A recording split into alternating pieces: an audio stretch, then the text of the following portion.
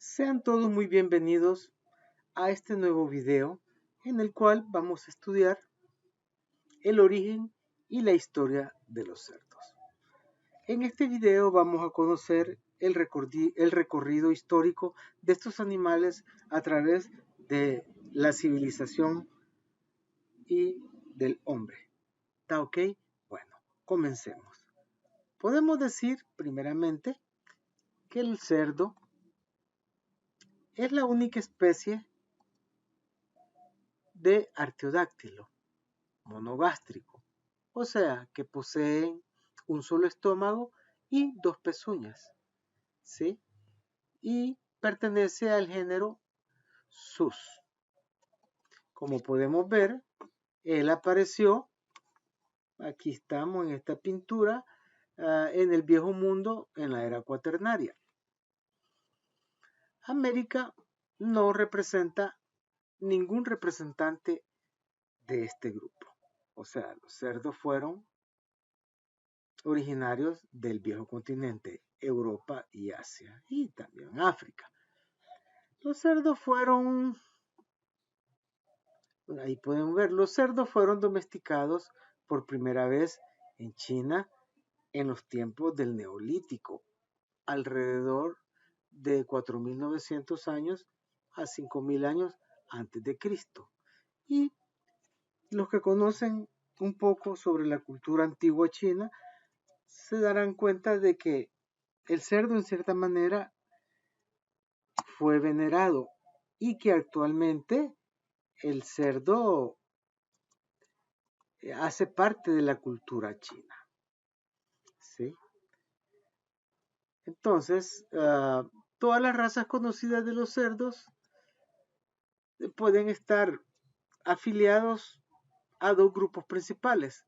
El primer grupo es este que vemos aquí, el género Sus scrofa, y son todos aquellos cerdos que descienden del jabalí europeo y que su distribución se encuentra en Europa, Asia del Norte y África. ¿Sí? También tenemos lo que es el género Susvitatus, ¿verdad? Que es un tipo de cerdo originario de la India y que se distribuye en muchos países del Oriente. Asimismo, se encuentran algunos en África. Bueno, vamos a estudiar ahora la evolución de estos animales. Los primeros cerdos domésticos se sitúan, como ya lo dijimos, en China 5.000 años antes de Cristo. Y como ya lo dijimos también, descienden del jabalí. Estos cerdos se acercaban a las colonias humanas, como lo vimos en la pintura anteriormente, y ellos se comían se comían todos los desperdicios y poco a poco se fueron quedando cerca del hombre. Y estos, los hombres, que salían a cazarlo y muchas veces eran agredidos por estos cerdos. Aquí pueden ver en la época de las cavernas, el cerdo se volvió doméstico, ¿sí?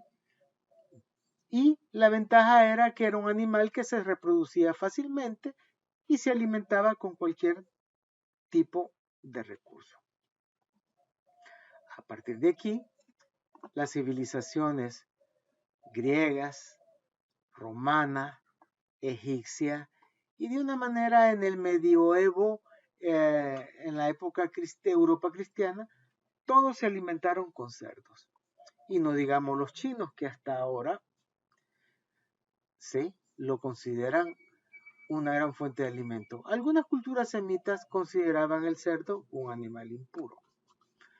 Además de esto, el cerdo fue un alimento importantísimo, como les dije, en la cultura de los chinos, ¿verdad? Una carne muy apreciada, y tanto es así, tanto ha influenciado el cerdo la cultura china, que el cerdo es tomado como símbolo, es venerado y tiene mucha historia en todas las dinastías chinas y se les ha creado hasta un año, porque todos los animales tienen el año de la rata, el año del perro, pues existe el año del cerdo.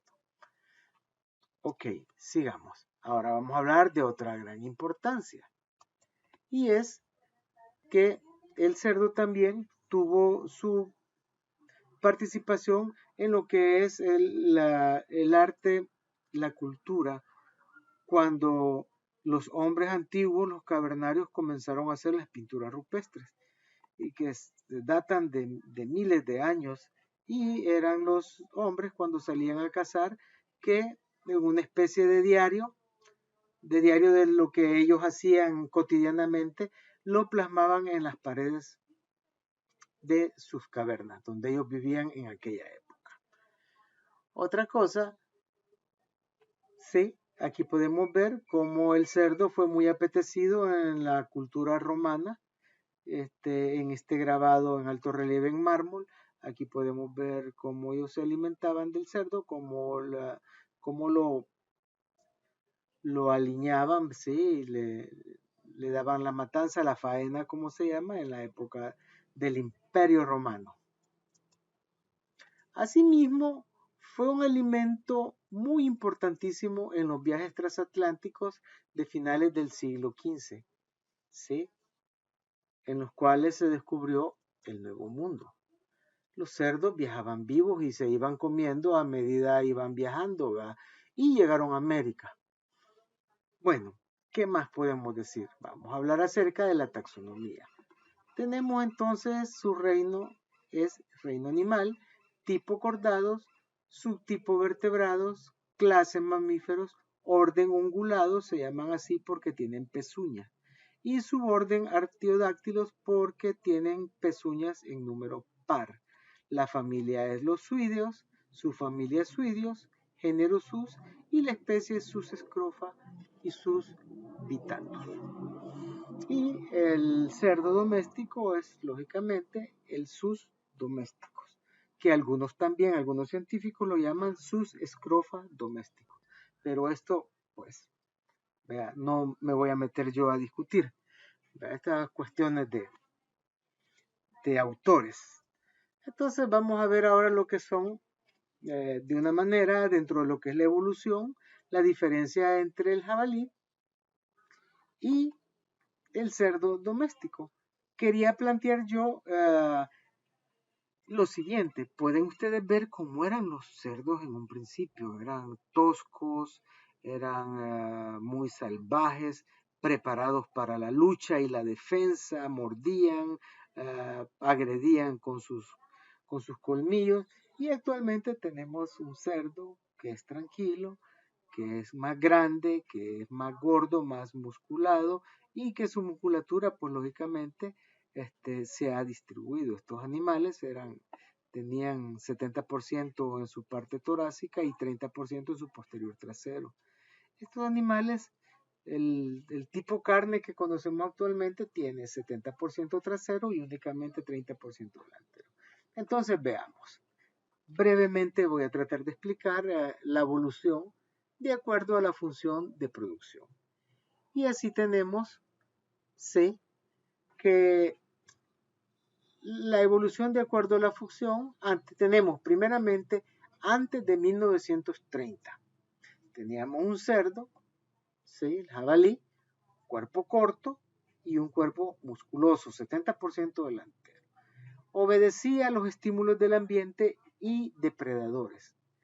Tenían una cabeza fuerte y pesada, un cuello muy desarrollado para la defensa y la pelea, y 70% del peso del jabalí estaba en la mitad anterior.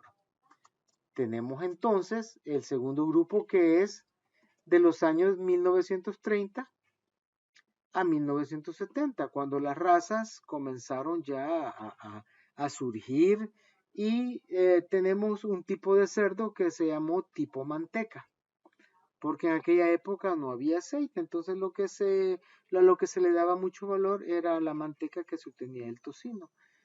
Y teníamos un animal de este aspecto, ¿sí? Que era un animal redondo, con cabeza mediana y tenía una gran papada. El cuerpo, lógicamente, ustedes pueden ver, estaba equilibrado.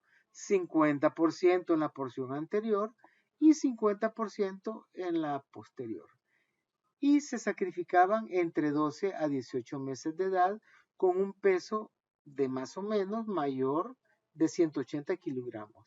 Y el rendimiento de grasa era de 60%, que significa que de 100 libras de peso vivo, 60 eran de grasa. Las otras 40 libras, pues lógicamente, eran de huesos, vísceras y músculos.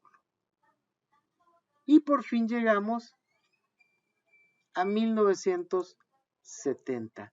Después de 1970, con la guerra del Vietnam y el aparecimiento, los señores norteamericanos necesitaban algo barato y fácil de producir para mantener a todas sus tropas en países lejanos y que se pudieran alimentar los soldados. Y de esa manera apareció lo que ahora conocemos como el aceite de origen vegetal, aceite de soya, aceite de canola y todos esos aceites. Entonces se derrumbó el mercado de la manteca y los porcinocultores comenzaron a partir de 1970 a trabajar genéticamente en un cerdo que fue llamado tipo carne, ¿sí? Y que eso se dio por el fenómeno, por los siguientes fenómenos. Bueno, en primer lugar, debido al aparecimiento de los aceites, hubo un aumento de la demanda de carne de cerdo.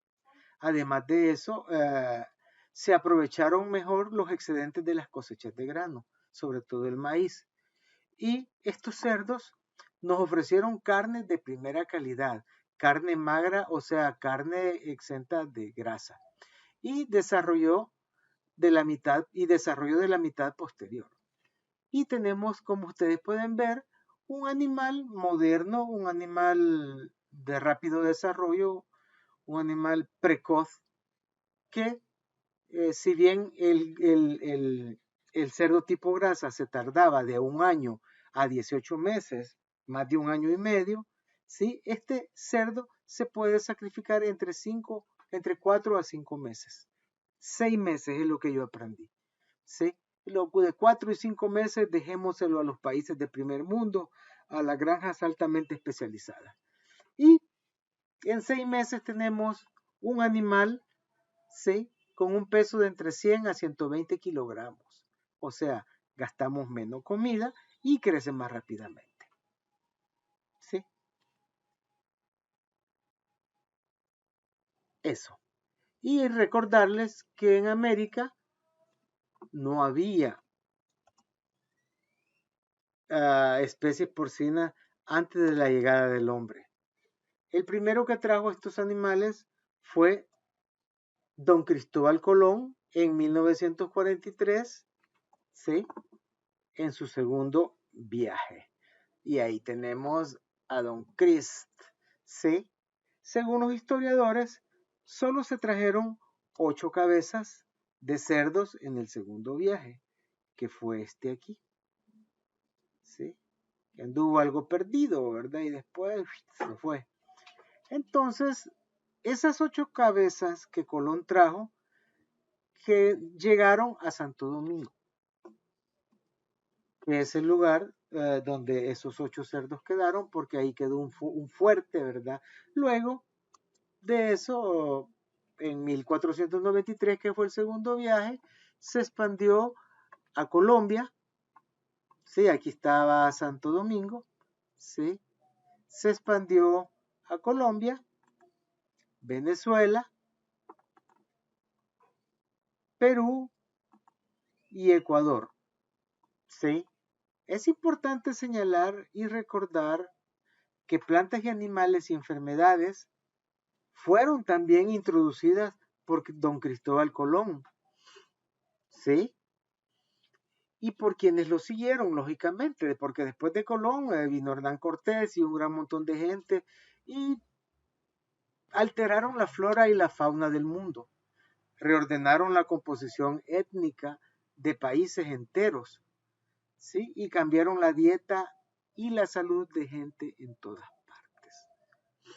Los trópicos del Nuevo Mundo, como ustedes pueden ver en esta foto, ofrecieron una abundante fuente alimenticia que eran una delicia para estos animales. Se volvieron depredadores. Estos, acuerden que los cerdos son omnívoros y por lo tanto tienen la capacidad de comerse todo. Entonces estos animales llegaron a nuestros países, ¿verdad? Y comenzaron a comérselo todo. Muchas especies desaparecieron, tanto de animales como plantas, ¿sí?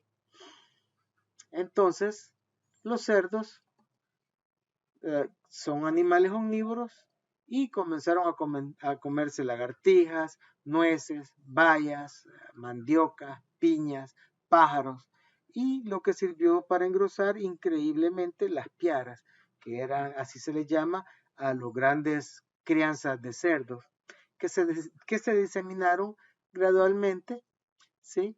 A través de ambas penínsulas del continente de América, o sea, la península sur y la península norte.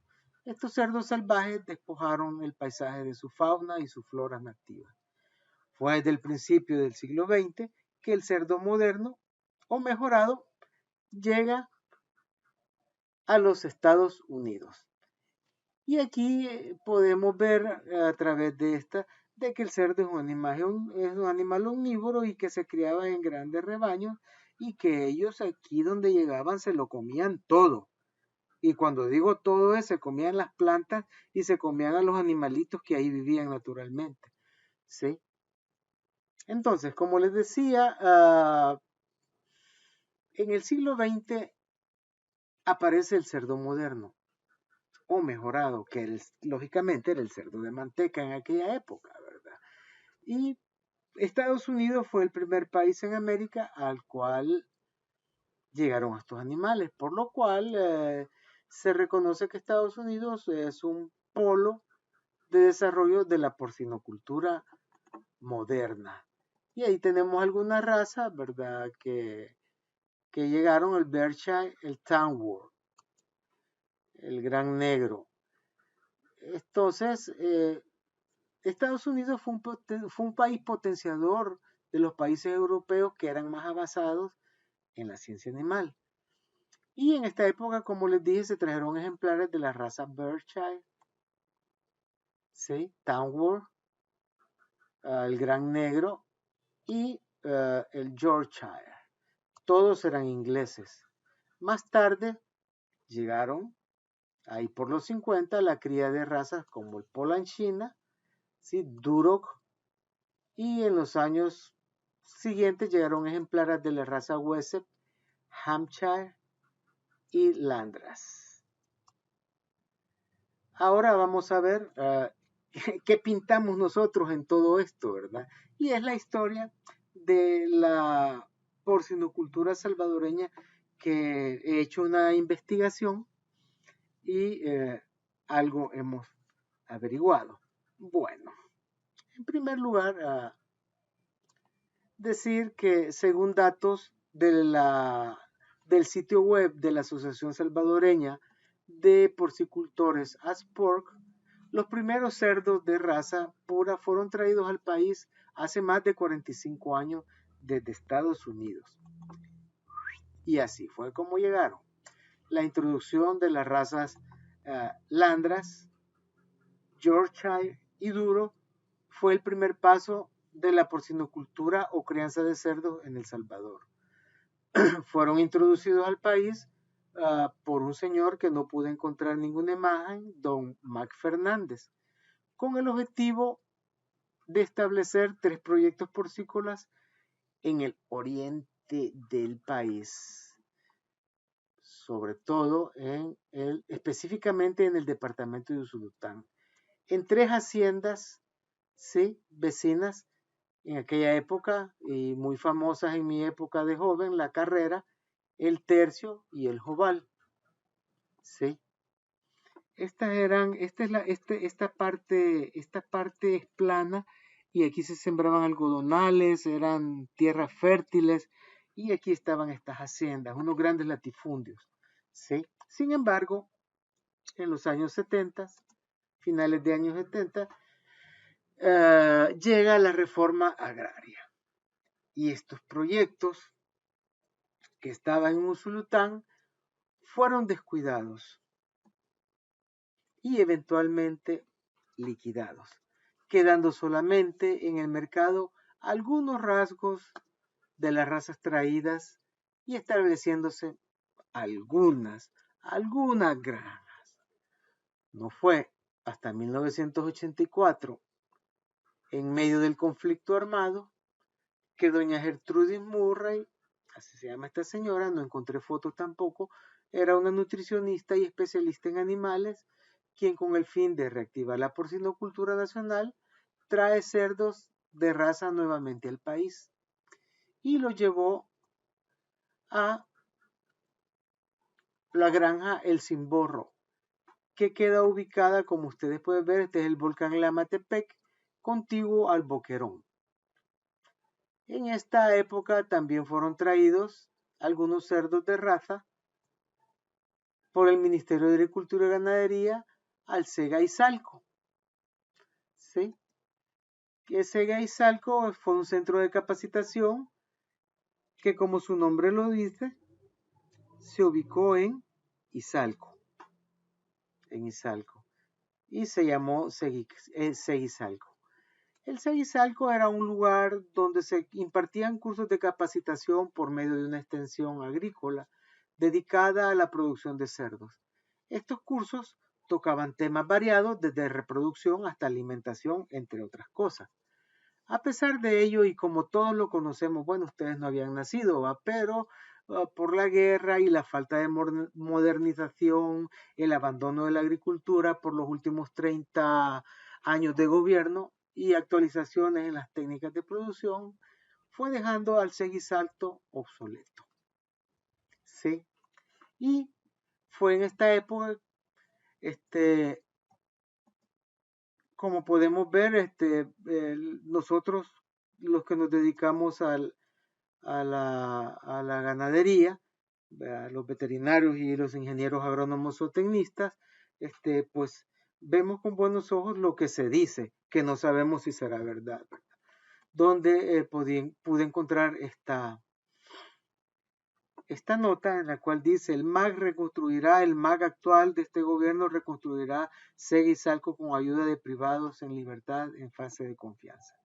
Y aquí dice: el ministro de Agricultura Pablo Anliker visitó el centro y dijo que estaba todo, que no sé qué, y que lo van a hacer. Vamos a ver si lo hacen. Les tomo la palabra. Sí. Bueno, después de esto viene en 1989, que fue la época en que aparece la asociación, ¿sí?, de los porcinocultores salvadoreños, apoyados nuevamente por el Ministerio de Agricultura y Ganadería. Generalmente el ASPORG estaba principalmente formado de personas con recursos, como para establecer granjas muy modernas, ¿verdad? Y se establece la primera cooperativa de porcicultores. Pero es por falta de sostenibilidad y financiera tuvo que cerrar las operaciones, ¿verdad? Después, en 1900, eso fue antes, el 84. En el 89 aparece esta, que es la Asociación Salvadoreña de Porcinocultores, ASPORG, ¿sí? Ya a finales de los 80, el Ministerio de Agricultura y Ganadería, ¿sí?, impulsó programas para modernizar el sector a través de asistencia técnica. Lastimosamente, se cayeron con los nuevos gobiernos de Arena. Aquellos programas eran el programa de cerdo mejorado, la importación de berracos sementales y las reproductoras de razas puras. El programa de inseminación artificial, que distribuyó semen fresco en todo el país. Esas fueron algunas de las iniciativas más importantes del MAG, que con la llegada del gobierno de Félix Cristiani tuvimos que cerrar. Bueno, Gracias a estos esfuerzos y a la búsqueda constante de mejores prácticas de parte de los productores que tuvieron que privatizarse, ¿verdad? O sea, no esperaron nada del gobierno, es que ahora el país en la actualidad cuenta con alrededor de 100 granjas especializadas, ¿sí? En la actualidad, las cuales están ubicadas en Sonsonate, Santa Ana, Aguachapán, La Libertad, San Miguel, La Paz, Zacatecoluca, ¿sí? Y en La Unión, las cuales trabajan con un sistema intensivo industrial y agrupan un promedio de 165,000 cerdos, o sea que no está tan mala cosa. En enero del 2020 se inauguró el rastro porcino en San Juan o Pico La Libertad, un proyecto en el cual el Departamento de Agricultura de los Estados Unidos, USDA, invirtió 2.3 millones de dólares. El proyecto contó con el financiamiento y la asistencia técnica del Departamento de Agricultura de los Estados Unidos y por supuesto, ASPORC, que es la sociedad privada, ¿sí? Y es el que actualmente se encarga del funcionamiento de este rastro porcino. Miren, pueden ver que es un rastro moderno, tiene máquinas, ojalá que lo pudiéramos visitar, ¿verdad? Pero esto se hizo a través de la gestión del Ministerio de Agricultura y Ganadería con los norteamericanos, pero es la asociación, la SPORC, la que lo administra, digámoslo así. Y según autoridades, esta iniciativa tiene como propósito, lógicamente, mejorar el procesamiento del cerdo en el país a través de una planta tecnificada que garantice, como ustedes pueden ver, la calidad e inocuidad de los productos con orientación al mercado nacional e internacional para beneficiar a productores y consumidores salvadoreños. La SPORT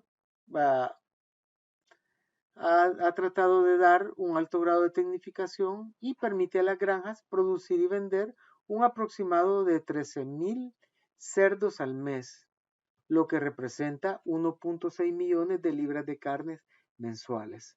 ¿Sí? Esto se vende dentro del mercado, podemos ver la marca de Aspork y de esa manera nuestros mercados municipales, carnicerías y supermercados venden esa carne fresca de cerdo criado en granja. El 100% de la carne de cerdo que se vende en los supermercados proviene precisamente de granja. Todas las granjas asociadas a Sport. Y así el 90% de la carne de cerdo que se ofrece en los mercados del Gran San Salvador y de las ciudades principales del país. El 80% de carne que se consume en el país es producido en granjas de forma higiénica, por lo que puede ser consumida con confianza, ya que las granjas tienen estándares de sanidad animal. El cerdo de traspatio prácticamente solo se cría en lugares rurales y algunos lugares de ciudad donde ya está prohibido por el medio ambiente, ¿verdad? Y es consumido dentro de los mismos cantones y ciudades pequeñas, ya que no tiene, es el cerdo que se vende tradicionalmente en el interior del país. Y me despido, sí, con esta imagen que